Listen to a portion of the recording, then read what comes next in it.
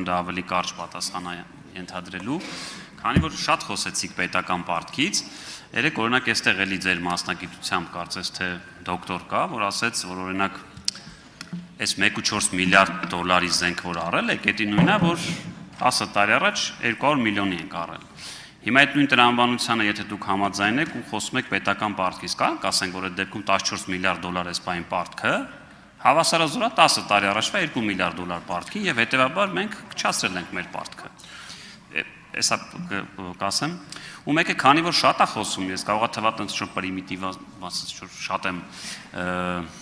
երկիցանքի չեմ վերածում էլ, բայց քանի որ պետական պարտքը գալիս են տարբեր բանաձևերով, բաժանում են ծնված, հետո չծնված երեխեքի քանակով բան ասում, այսքան պարտք ունի, կարող եք ասել մի հատ երկիր, կոնե վերջին 40 տարում, որ պետական պարտքը չի տվել, իր հետ ինչ ա եղել։ Ես օրինակ ասում կարող եք ասել մի երկիր։ Պարոն Ֆարմանյան, դուք մի հիմա միջամտեք, հարցը կավարտի։ Չլսեցի ոք։ Այդտեղ բան կա, ականջակալ կա, եթե չի լսում, այն ձախ կողմի վրա։ Ներքևում ականջակալ կա, կարող եք։ Ասում կարող եք ասել մի երկիր, որտեղ ցենց շատ է էլի, տենց ինչ որ սարսաբան է ներկայացում էս պարտքը, կարող եք ասել մի երկիր, որ պետական պարտք է վերցրել, չի տվել ու ինչ ա եղել։ Ուզում եմ նաև մեր հասարակությունը էս իմանա, էլի, ասենք, չգիտեմ, այդ միջազգային բանկերը զորք են հավաքում, Էդմոն Ալուքյանը ասած գալի կառավարության շենքերն են գրավում, թե օրինակ Հայաստանի դեպքում էլի սարկազմով իհարկե ասում, բայց չգիտեմ, սահմանները բացում են 300,000 ադրբեջանցիներ են գալու, ինչ ա լինելու, որ այսքան ասում եք, այսքան պարտք, ուզում եմ անկեղծ հասկանամ, տենց մի հատ երկիր կա, որ պարտք ա վերցրել, չի տվել ու ինչ ա իր հետ լինում, էլի։ Նախ սկսեմ առաջին հարցից, եթե խոսում ենք պետական պարտքի ավելացման մասին, ճիշտ հասկացա, որ ասեցիք նախորդ տարիներին ավելի քիչ էր, հիմա ավելացել է, հա։ Զենքի։ Ուրեմն այսպես ասեմ, նախ ընդհանրապես պետական եկամուտները, երբ նայում ենք ավելի հետ գնանք 98 թվական, 99 թվական, դրանք միշտ աճի տենդենց ունեն։ Այլ բանի մասին է խոսքը։ Ես ասում եմ, մենք մեր տնտեսության մեջ ունենալու ենք պետական պարտքի կայուն կառավարելիության խնդիր։ Իսկ ինչ վերաբերում է նրան, թե ինչ է տեղի ունենալու, գուցե սնանք հայտարվի երկիրը։ Դե հիմա եւ արդեն դուք ենթադրեք։ Հիմա մարդու վրա օրինակը բերենք։ Եթե մարդը գործարար է, ունի շատ պարտքեր եւ չի կարողանում սպասարկել։ Պարոն Գաբրելյան, ինչ է տեղի ունենում այդ պարագայում, նույնը պրոյեկտեք պետության վրա։ Արձագանք։ Շատ լավ, դրա համար էի հարցնում, որ արդյոք վերջին օրինակ, չգիտեմ, 40 տարում տենց մի հատ դեպք գիտեք, որ պարտք ա վերցրել պետությունը, չի տվել ու այդ երկրին սնանք են ճանաչում, հասկանում որ քաղաքացիները, որ այդ լուրը կարդում են ընդդիմադիրների, որ այ ամեն ծնված երեխայի վրա կա այսքան $1000 պարտ, տրամաբանական հարց տա, ասի, օրինակ, չգիտեմ, որ չտամ տենց համաշխարհային ԴՀԿ ծառայություն կա, որ գալու է, օրինակ, չգիտեմ, ինձանից վերցնի,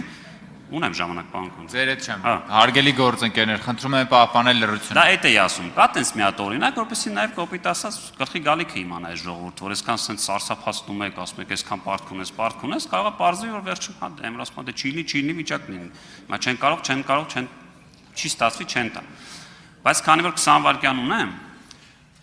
ասացիք ապօրինի է հանել։ Ես ուզում եմ հասկանալ, եթե ձեր ընդդիմադիր այսօր գործընկեր ձեզ ապօրինի չհեռացներ, դուք շարունակեիք մնալ գուցե էլի այդ ծառայությունում, կարծես իր հետ նաև առիթ ենք ունեցել աշխատելու